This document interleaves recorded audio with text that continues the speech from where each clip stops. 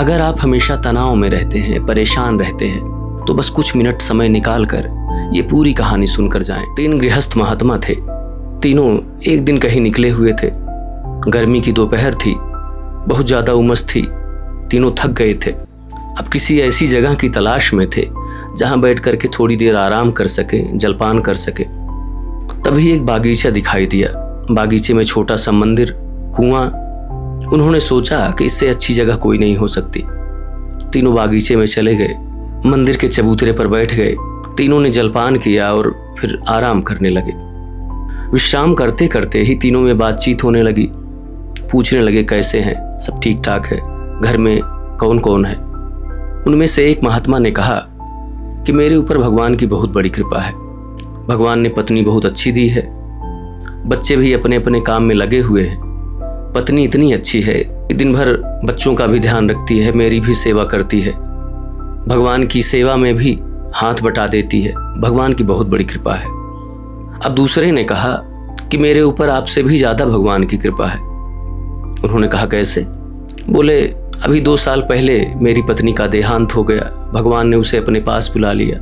जब तक वो रहती थी तब तक उसके लिए भी कुछ समय निकालना पड़ता था, उसकी भी देख रेख करनी पड़ती थी, ध्यान रखना पड़ता था। इससे जो भजन का समय है वो कम हो जाता था।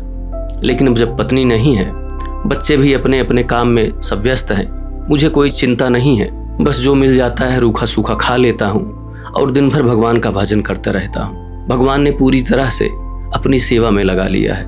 ये भगवान की मेरे ऊपर बहुत बड़ी कृपा है। अब तीसरे ने कहना शुरू किया।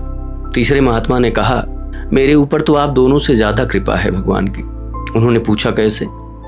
महात्मा बोले मेरी पत्नी है, बच्चे हैं, सब हैं, लेकिन पत्नी भगवान ने ऐसी दी है कि वो पत्नी नहीं, सीधे लड़ाकू विमान है। बात बात पे लड़ाई करती रहती है। मुंह से कोई शब्द निकला नहीं कि झगड़ना शुरू।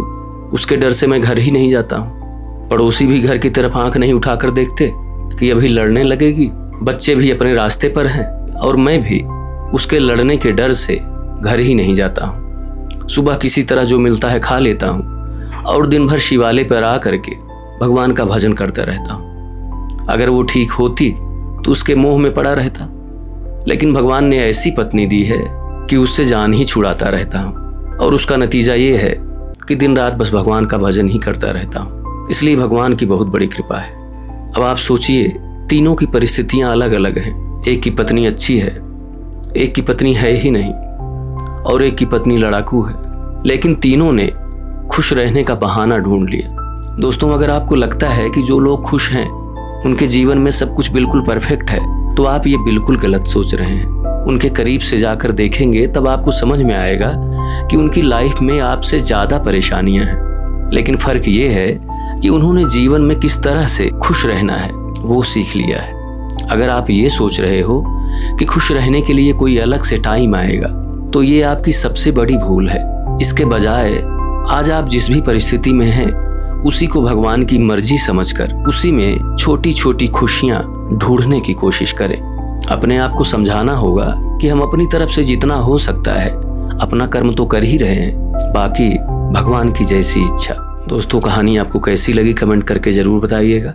वीडियो अगर पसंद आई हो तो इसे लाइक और शेयर जरूर करें। चैनल को प्लीज सब्सक्राइब कर बेल आइकन जरूर प्रेस कर लें, जिससे ऐसी ही सुंदर सुंदर और प्रेरणादायक कहानियां आपको सुनने को मिलती रहे। राधे राधे, जय श्री कृष्ण।